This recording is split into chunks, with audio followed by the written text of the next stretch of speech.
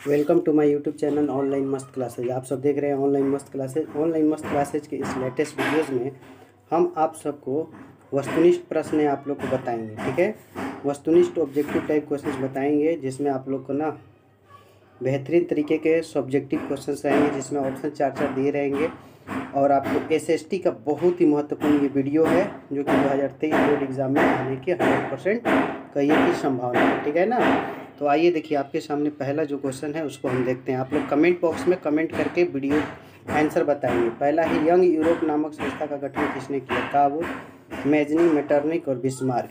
तो देखिए इस प्रश्न का बिल्कुल आपका सही जवाब जो हो जाएगा ना, यंग यूरोप, वो मेजनी हो जाएगा। ठीक है, पहले का बी बिल्कुल राइट आंसर है। जिनका भी कमेंट में बी है बिल्कुल सही जवाब है। आप लोग वीडियो को लाइक और शेयर कीजिए। देखिए दूसरा है, हंगरी की राजधानी कहाँ है? Berlin, Tokyo, Budapest, Dhaka. देखिए इस प्रश्न का आप लोग कमेंट कीजिए। देखिए इस प्रश्न का आपका 100% बिल्कुल राइट आंसर सी हो जाएगा, बुडापेस्ट। जिनका बुडापेस्ट है ना, सही है। आप लोग वीडियो को लाइक कीजिए, शेयर कीजिए। सेडेवा युद्ध किसके बीच हुआ था? ऑस्ट्रिया प्रसा, इटली प्रसा, फ्रांस प्रसा, इनमें से कोई नहीं। तो देखिए इस प्रश्न में आपका बिल्कुल सही जवाब 3 का ए हो जाएगा, ऑस्ट्रिया और प्रसा। ठीक है, चलिए दोस्तों अगले क्वेश्चंस की ओर हम बढ़ते हैं। फटाफट, आपका टाइम बर्बाद नहीं करेंगे। बहुत ही सारे प्रश्न लाए हैं जो कि आपको है ना बोर्ड एग्जाम में मदद करेगा। इसी तरह के प्रश्न आने वाले। क्रीमिया युद्ध कब हुआ? बहुत ही अच्छा प्रश्न है, 4 नंबर है ना, तो कमेंट कीजिए। चलिए देखिए इसका बिल्कुल राइट आंसर बी हो जाएगा, है ना। 1853 से 54 ईस्वी में क्रीमिया युद्ध हुआ था। ठीक है, अगला प्रश्न है कि कार्ल मार्क्स का जन्म कहाँ हुआ था? इंग्लैंड, जर्मनी, इटली और रूस। ये भी क्वेश्चन एग्जाम में पूछ चुका है। और देखिए दोस्तों इस प्रश्न का आपका 100% राइट आंसर बी हो जाएगा, जर्मनी। ठीक है, जिनका भी कमेंट में जर्मनी है सही है। और ये तो बहुत ही मोस्ट वीवीआई प्रश्न है और 2023 बोर्ड में ये छपने वाला है। ये खूनी रविवार की घटना किस वर्ष हुई? है ना, बहुत अच्छा प्रश्न है। चलिए इस प्रश्न में देखिए आपका 100% राइट आंसर ए हो जाएगा, 1905 ईस्वी। ठीक है, जिन भी स्टूडेंट का कमेंट में ए है यानी कि 1905 है, बिल्कुल सही है। देखिए 7 नंबर प्रश्न कि कार्ल मार्क्स की पुस्तक का नाम बताना है। जो देखिए शांति Das Capital, Communist Manifesto, D है, बी और सी, ये दोनों ऑप्शन सही है। बताइए क्या होगा इसका राइट आंसर। चलिए दोस्तों इस प्रश्न में देखिए कार्ल मार्क्स ने 2 पुस्तक लिखा था, दास कैपिटल भी और कम्युनिस्टो मैनिफेस्टो भी। तो इसलिए देखिए इसका राइट आंसर आपका डी हो जाएगा, है ना, बिल्कुल। जिनका भी कमेंट में डी है सही है। ठीक है, 8 नंबर, दास कैपिटल के लेखक कौन है? Karl Marx, Engels, Tolstoy, Gorky. तो देखिए इस प्रश्न का आपका 100% राइट आंसर हम बताते हैं। इसका बिल्कुल सही जवाब ये होगा, कार्ल मार्क्स, है ना। दास कैपिटल के लेखक कौन है? Karl Marx. ठीक है, 9 नंबर देखिए प्रश्न आपका कहता है कि दास कैपिटल की रचना किसने की? Engels, Dostoevsky, Tolstoy, Karl Marx. तो देखिए मेरे प्यारे स्टूडेंट, इस प्रश्न का आपका 100% राइट आंसर जो होगा कार्ल मार्क्स हो जाएगा। जिनका भी कमेंट में कार्ल मार्क्स है बिल्कुल सही है। दोस्तों एक बार मैं आप सबसे फिर से रिक्वेस्ट करूंगा, जो लोग भी अभी तक वीडियो को लाइक न किए प्लीज़ लाइक कीजिए। सभी लोग वीडियो को लाइक कर दीजिए और अपने साथियों में शेयर कीजिए और भी लोगों को जोड़िए। ये आप ही का चैनल है दोस्तों, आपके बदौलत चलता है। मैं कहाँ हूँ तू ही तू है, ये सब तेरा अंदाज है, और मुझ में जो बोलता है ये तेरी आवाज़ है। दोस्तों आप लोग सर को सपोर्ट कीजिए और जो भी पहली बार है चैनल को सब्सक्राइब करेंगे। देखिए 10 नंबर, गदर पार्टी की स्थापना कब और किसने की? ये देखिए 4 ऑप्शंस गिवन है और ये एग्जाम में पूछ चुका है। फटाफट मैं पूछूंगा, आपके टाइम की बर्बादी नहीं होने देगी, फास्ट रिवीजन एकदम होगा। तो देखिए इस प्रश्न का बिल्कुल राइट आंसर ए हो जाएगा, लाला हरदयाल 1913। ठीक है, इनका भी कमेंट में ए है, बिल्कुल सही जवाब। 11 नंबर देखिए क्वेश्चन, 11 नंबर क्वेश्चन कहता है कि 1916 ईस्वी के लखनऊ कांग्रेस में किसने चंपारण के किसान की दयनीय स्थिति को ध्यान दिलाया? 11 नंबर प्रश्न देखिए, राजकुमार शुक्ला, गांधी जी, डॉक्टर राजेंद्र प्रसाद, इनमें से सभी। तो देखिए इस प्रश्न में आपका बिल्कुल राइट आंसर ये हो जाएगा, राजकुमार शुक्ला। ठीक है, राजकुमार शुक्ला बिल्कुल सही जवाब है।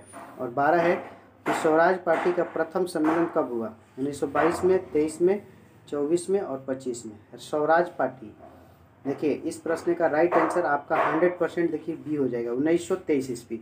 जिन भी स्टूडेंट का कमेंट में 1923 है बिल्कुल सही जवाब है, 1923 वाले। चलिए 13 नंबर क्वेश्चन देखिए फटाफट मेरे दोस्तों देख लीजिए। ब्रह्म समाज की स्थापना किसने की? राजा राम मोहन राय, दयानंद सरस्वती, स्वामी विवेकानंद, रामकृष्ण परमहंस। तो देखिए इस प्रश्न का आपका बिल्कुल सही जवाब ए हो जाएगा, राजा राम मोहन राय। ब्रह्म समाज की स्थापना किसने की? राजा राम मोहन राय। जिनका भी कमेंट में है ना एकदम बिल्कुल सही और सटीक आंसर है। चलिए 14 नंबर देखिए क्वेश्चन, 3 कठिया प्रणाली किस पर लागू थी? किसानों पर, श्रमिकों पर, व्यापारियों पर, उद्योगपतियों पर। तो देखिए इस प्रश्न का आपका सही जो जवाब हो जाएगा ना, ये हो जाएगा किसानों पर। जिनका भी कमेंट में ए है किसानों पर, बिल्कुल सही जवाब। 15 नंबर है कि बिहार का सबसे बड़ा नगर कौन है? पटना है, भागलपुर है, गाजीपुर है या दरभंगा है? चलिए दोस्तों हम आपके इसके राइट आंसर बताते हैं। बिहार का सबसे बड़ा नगर पटना, ठीक है। जिन भी स्टूडेंट का कमेंट में ए है पटना है, बिल्कुल सही जवाब है। 16 नंबर देखिए क्वेश्चन, अलेक्जेंड्रिया नामक पहला विश्व बाजार किसके द्वारा स्थापित किया गया था? बहुत पीवीआई प्रश्न है। ऑप्शन देख सकते हैं, सिकंदर द्वारा, सुल्तान द्वारा, राजा द्वारा या अकबर द्वारा।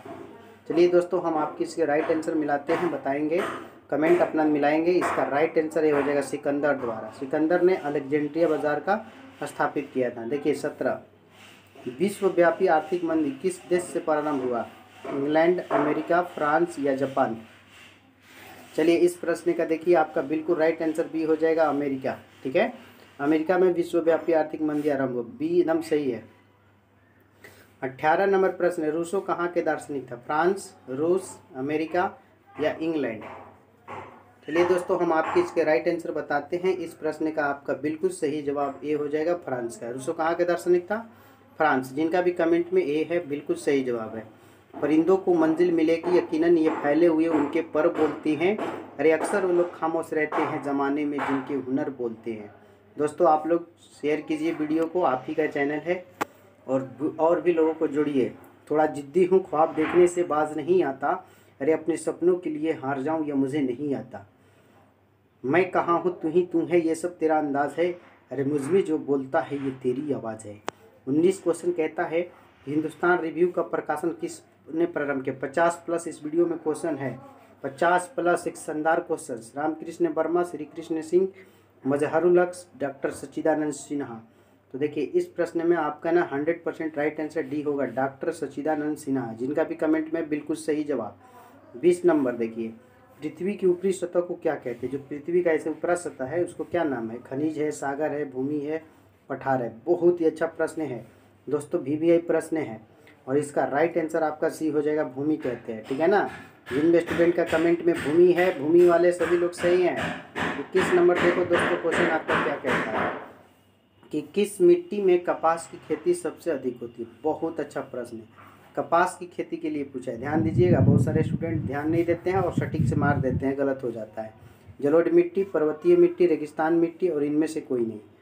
चलिए हम आपके इसके राइट आंसर बताते हैं।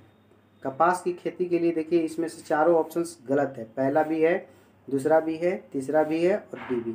तो अब आप लोग से हमें इस क्वेश्चन का जवाब चाहिए। कमेंट करके बताइए कि कपास की खेती के लिए कौन सी जो है ना आवश्यक होती है, बताइए। तो आप लोग देखते हैं हम किसमें है कितना दम, कौन लोग जानते हैं कि कपास की खेती के लिए किस मिट्टी की आवश्यकता होती है।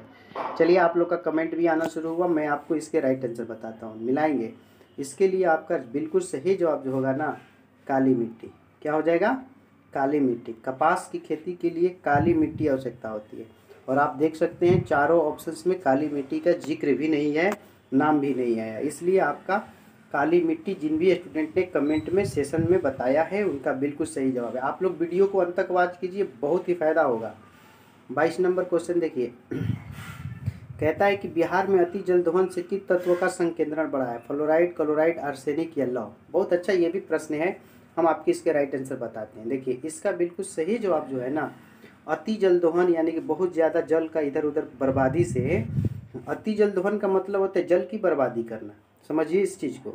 तो इसमें जल को बहुत ज़्यादा बर्बादी करने से क्या हो रहा है कि आर्सेनिक जो है ना, इसका संकेंद्रण बढ़ा है, एक जगह इकट्ठा होना शुरू हो चुका है। इसलिए 22 का सी बिल्कुल आपका सही होगा। जिन भी स्टूडेंट ने कमेंट में 22 का सी बताया है सही जवाब है।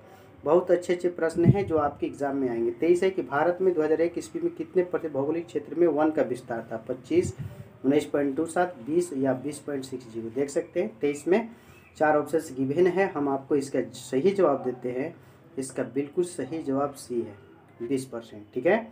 कितने प्रतिशत भौगोलिक क्षेत्र में वन का विस्तार था? तो 20%, ठीक है।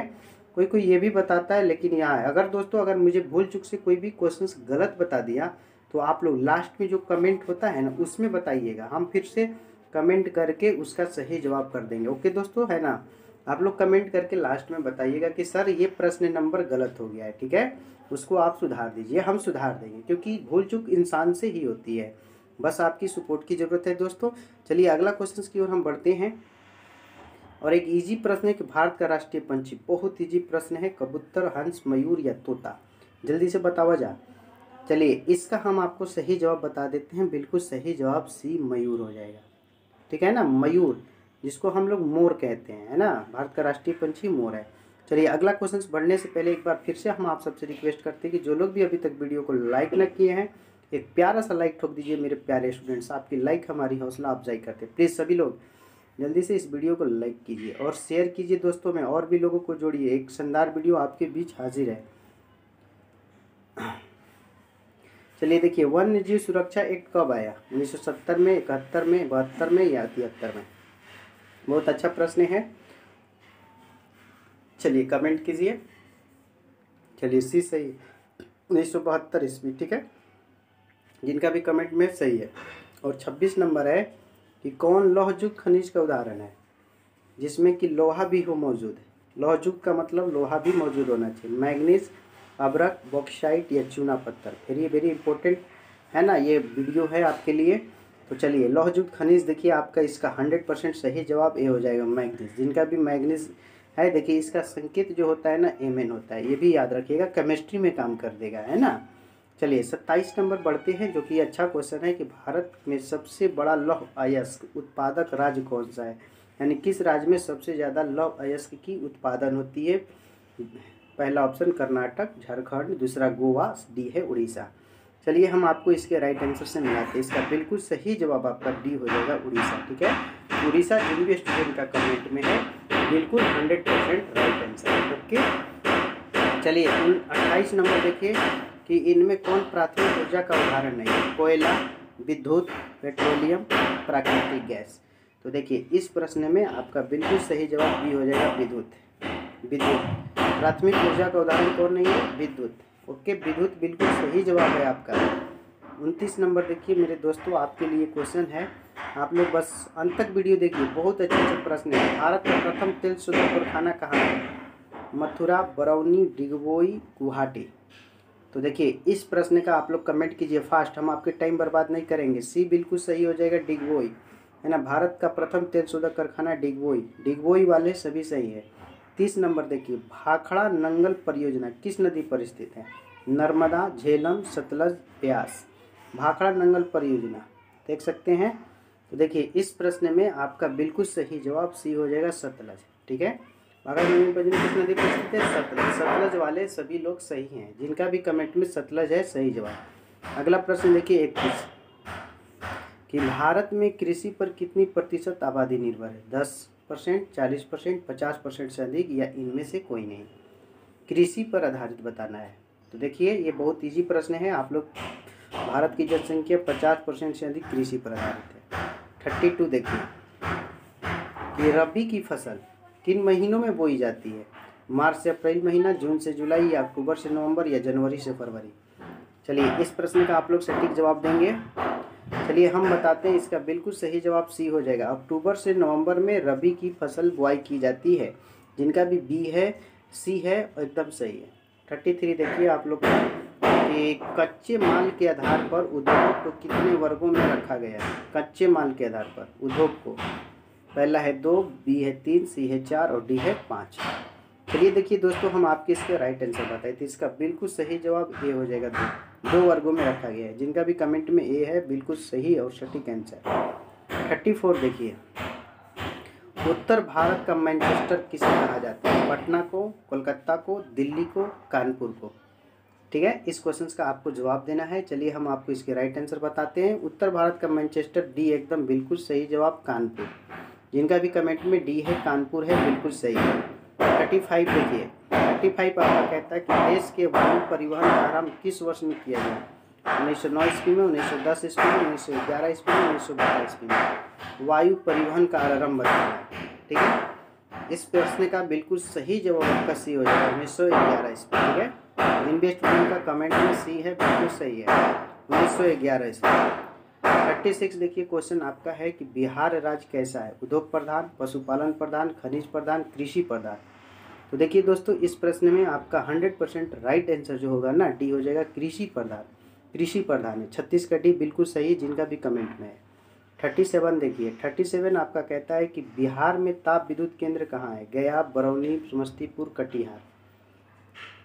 चलिए देखिए, ताप विद्युत केंद्र पूछा है, ये बिहार में जो है बरौनी में है। बिल्कुल आपका 37 का 20 सही हो जाएगा, बरौनी। जिनका भी कमेंट में बरौनी है बिल्कुल सही है। 38 देखिए, कहता है प्रश्न कि 2011 एक ईस्वी के जनगणना के आधार पर बिहार की कुल आबादी क्या है? 8.29 करोड़, 10.29 करोड़, 11.29 करोड़, 7.29 करोड़। चलिए, इस प्रश्न का हम आपको सही जवाब बता रहे हैं, आप लोग भी कमेंट करके बताइए। चलिए, इसका बिल्कुल सही जवाब आपका बी हो जाएगा, 10.29 करोड़। ओके, 38 का बी बिल्कुल सही जवाब। चलिए 39 देखिए, 39 आपका करा है, कौन मानव जनित आपदा नहीं है? सांप्रदायिक दंगा, आतंकवाद, रेल दुर्घटना, इनमें से कोई नहीं।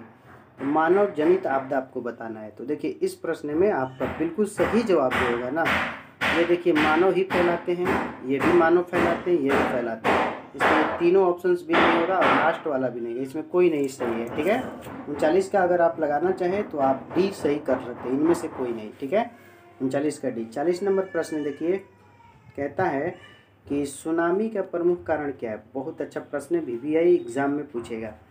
समुद्र में भूकंप आना, स्थल पर भूकंप आना, द्वीप में भूकंप आना, इनमें से कोई नहीं। चलिए देखिए, इसका राइट आंसर बहुत सारे स्टूडेंट का आना, स से सुनामी, स से समुद्र में भूकंप आना। 40 का ये बिल्कुल सही जवाब है।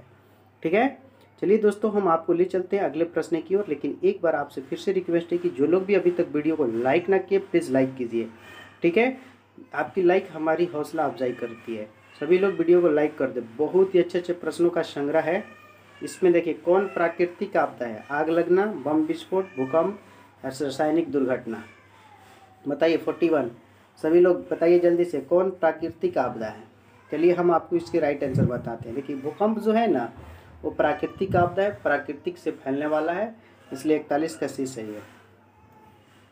42 देखिए, भारत में महिला के लिए आरक्षण की व्यवस्था कहाँ पे है? लोकसभा में, विधानसभा में, पंचायती राज व्यवस्था में, और डी है मंत्रिमंडल।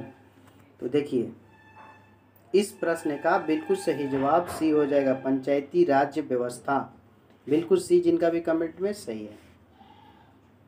43 देखिए कि निम्नलिखित व्यक्तियों में कौन लोकतंत्र में रंग भेद के विरोधी नहीं है? Martin Luther king, Gandhi ji, Z गुड्डी, टॉमी स्मिथ और जॉनी कॉर्लेस।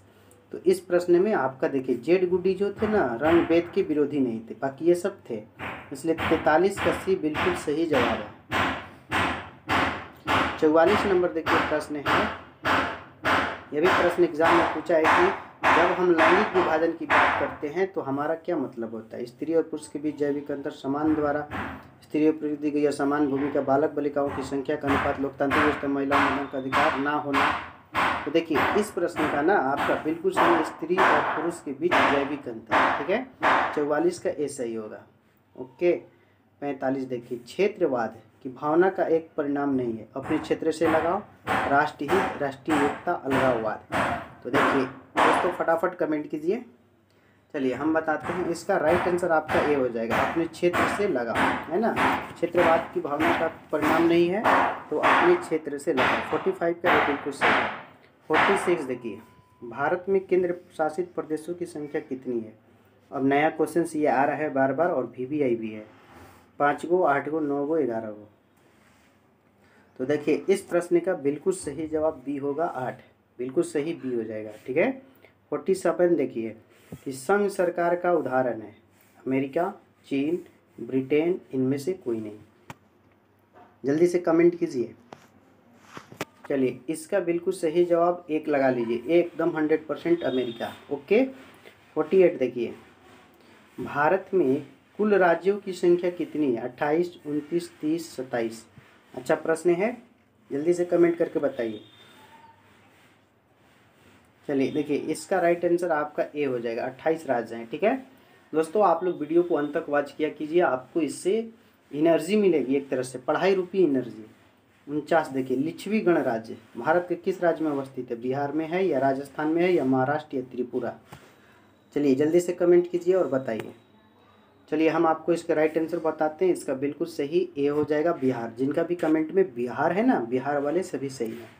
50 नंबर देखिए क्वेश्चन कहता है कि दलित युवाओं का संगठन दलित पैंथर्स कब और कहाँ बना? 1962 बिहार, 72 महाराष्ट्र, 1982 उत्तर प्रदेश और 92 झारखंड। चलिए जल्दी से 50 नंबर क्वेश्चन का आंसर बताइए।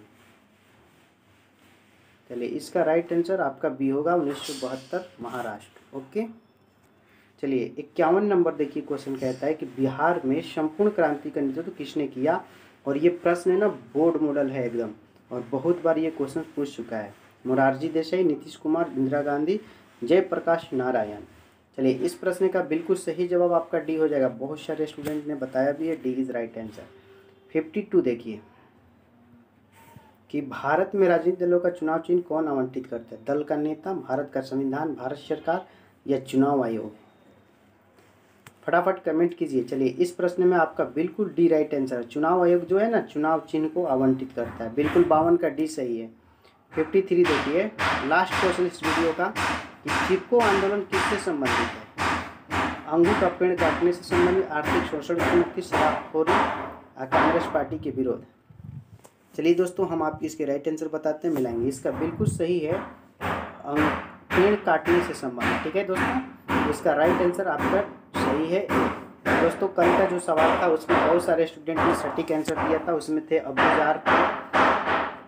अब्बू जार थे, अलेक्स, ये भी बहुत ही अच्छा स्टूडेंट है, इसने भी सही दिया था। और एक रामुल ने भी कमेंट करके सटीक आंसर बताया। इन सब स्टूडेंटों को ऑनलाइन मस्त क्लासेस शुक्रिया अदा करना चाहता है कि आपने बहुत ही अच्छा प्रदर्शन किया। इसी तरह से मेहनत कीजिए, सफलता आपकी कदमों को चूमेगी।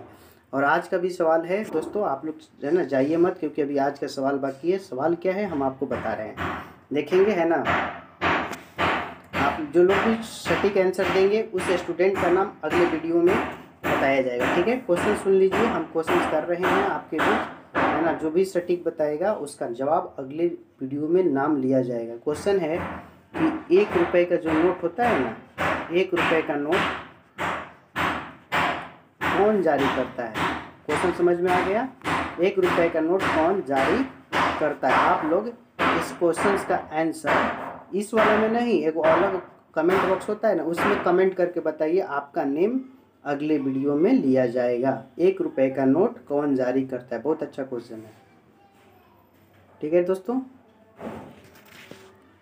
ये जो आज का क्लास था, मुझे उम्मीद है कि आपको पसंद आया होगा। अगर आपको पसंद आया तो वीडियो को लाइक कर दीजिएगा और इसे अपने साथियों में शेयर करेंगे।